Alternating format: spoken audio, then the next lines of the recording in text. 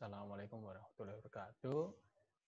Jumpa kembali sama saya pada mata kuliah pendidikan kewarganegaraan. Nah, kali ini kita akan melanjutkan sesi sebelumnya yang sudah membahas pilar-pilar pelaksanaan demokrasi Pancasila. Maka kali ini kita akan bahas praktik demokrasi di Indonesia.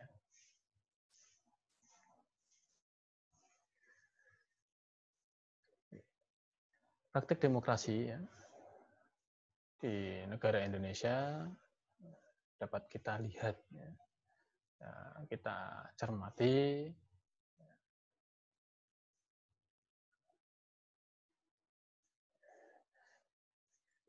dari gaya hidup. Ya.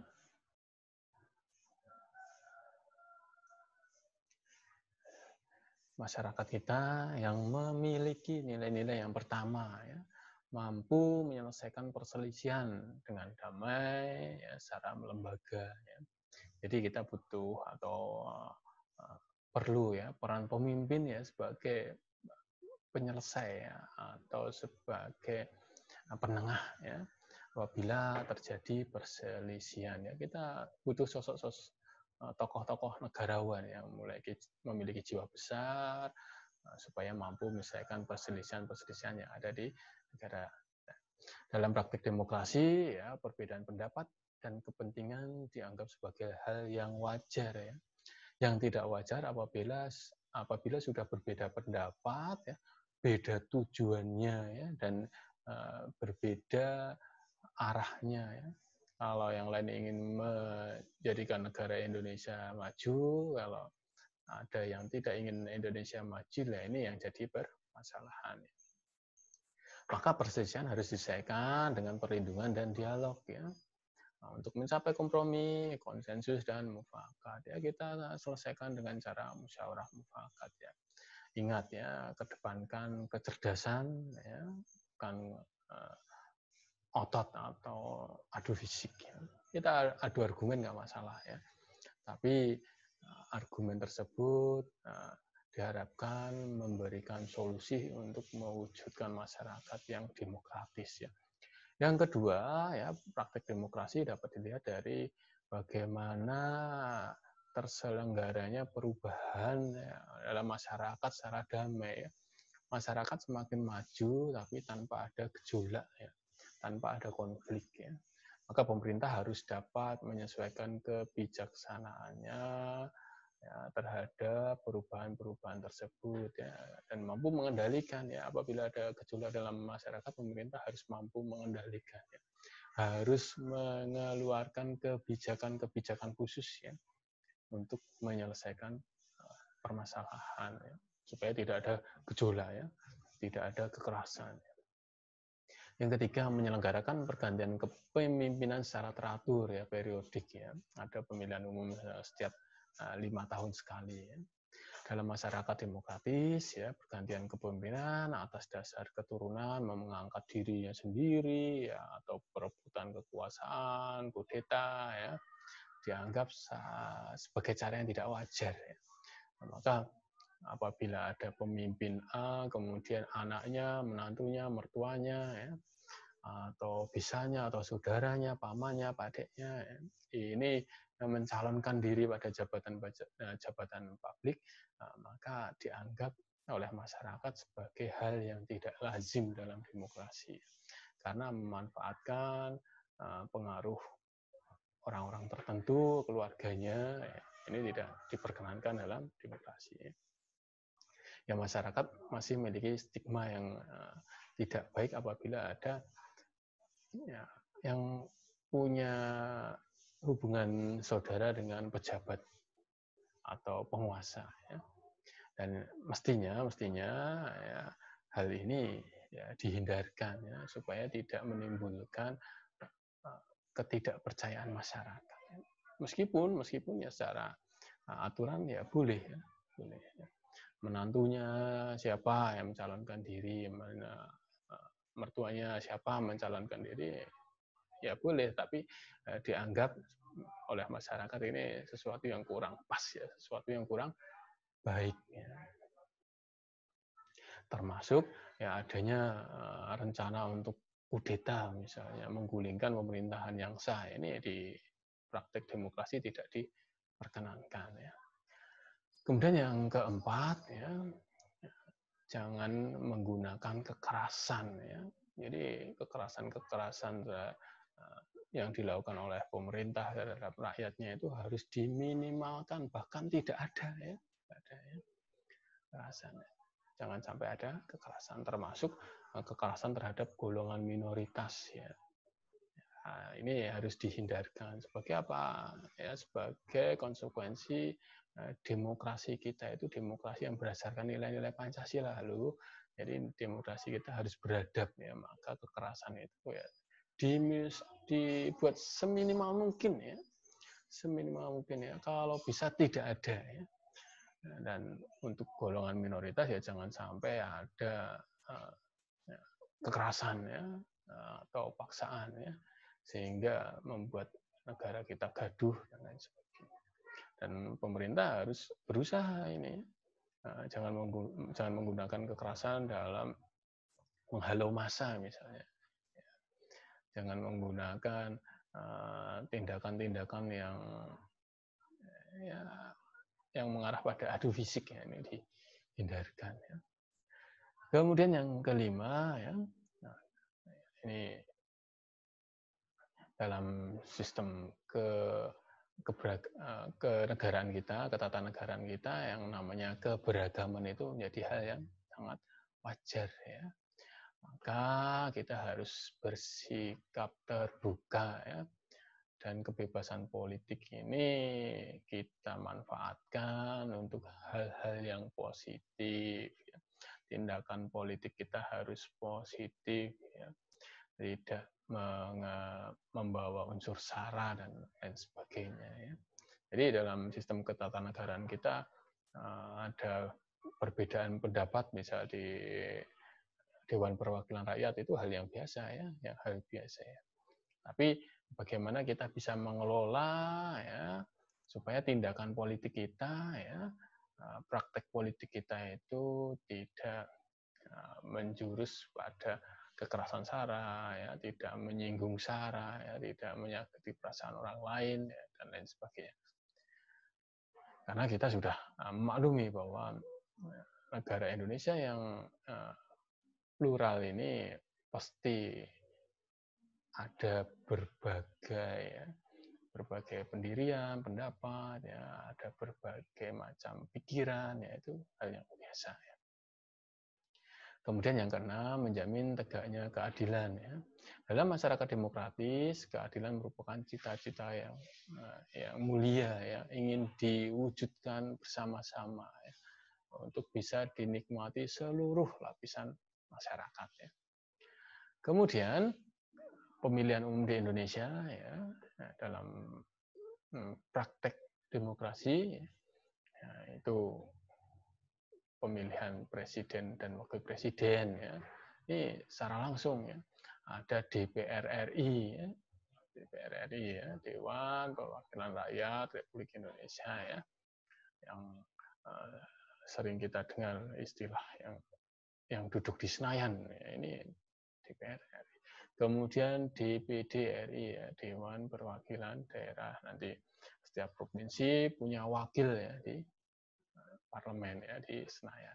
Kemudian ada pemilihan DPRD provinsi dan DPRD kabupaten kota. Ini pemilihan umum yang dilaksanakan di Indonesia. Ini yang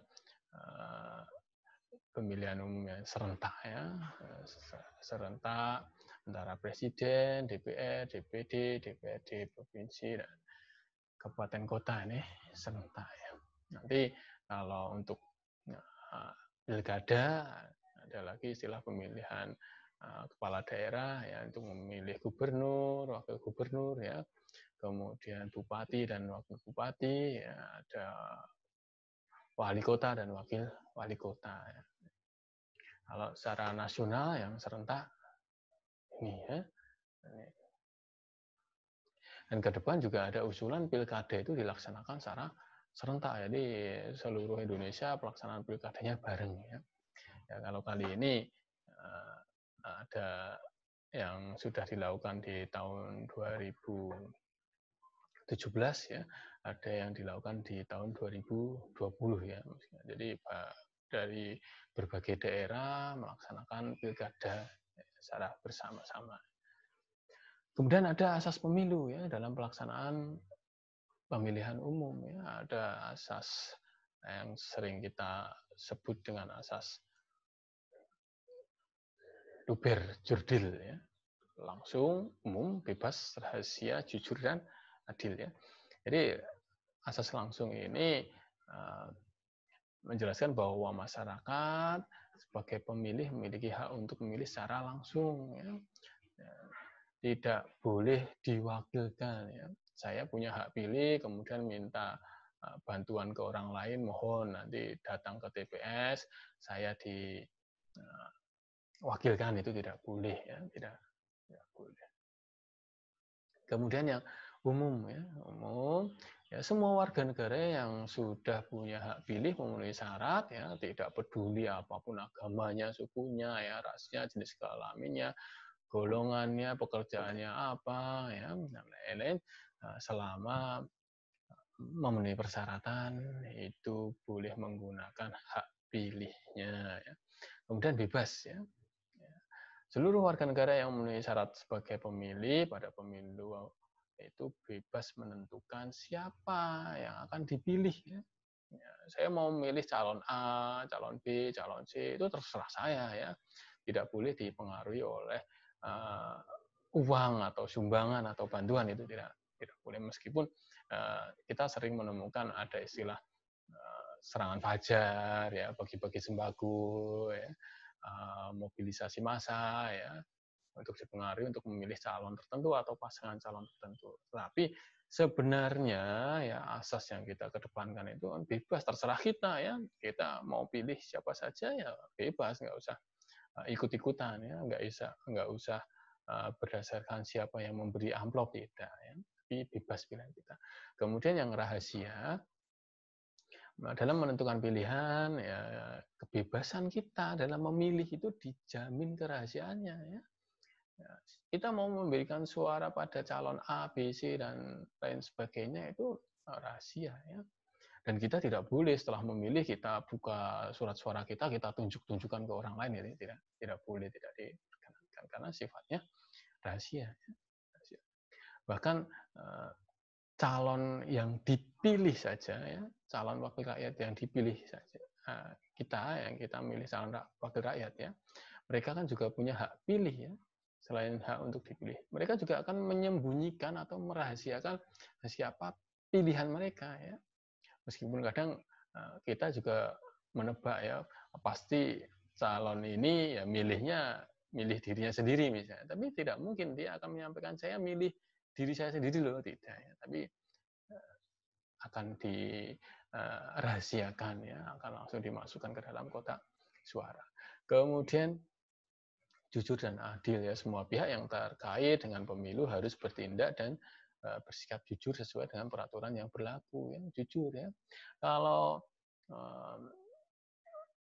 perhitungan suara calon A dapat 10 ya ditulis 10 ya, jangan dijadiin 1 ya, yang 0 dihilangkan ya, dipindah ke calon B misalnya. Nanti yang calon B dapat 20 ya, ditulis 2, yang nolnya dipindah ke calon C misalnya. Tidak bisa, karena kita harus berlaku jujur ya, penyelenggara pemilu harus berlaku jujur ya. Kemudian adil ya, pelaksanaan pemilu baik pemilih dan peserta pemilu mendapatkan perlakuan yang sama ya, serta bebas dari kecurangan pihak manapun. Ini berlaku adil ya. Bahkan ya, presiden pun saat datang ke TPS juga akan mengikuti prosedur yang sama ya. Tidak dispesialkan ini masuk langsung dapat kertas suara, langsung milih misalnya, langsung nyoblos ke bilik suara, tidak ya, tidak. Tapi harus ada prosedurnya, ini namanya asas adil ya, adil ya. Tidak ada perlakuan spesial ya.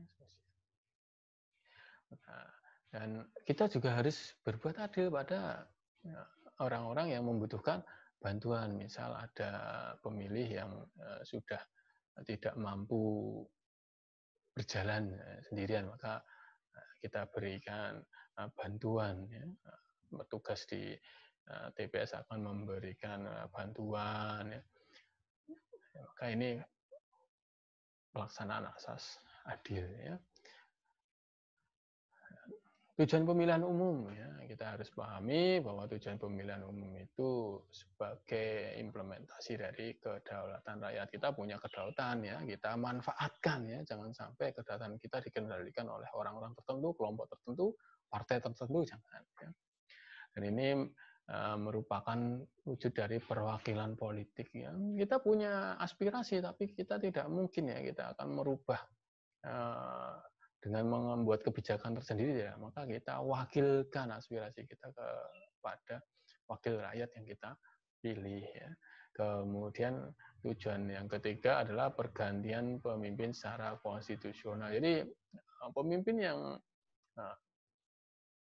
jadi, ya, pemimpin yang merupakan hasil dari pemilihan umum itu sah, ya, secara konstitusional. Ya. Jangan sampai ada istilah ini pemimpin yang curang dan lain sebagainya, karena sudah melalui proses. Dan apabila ada kecurangan, warga negara bisa membuat laporan, bisa mengajukan permohonan dan lain sebagainya, ya, pada pihak-pihak yang bertugas mengawasi jalannya pemilihan umum.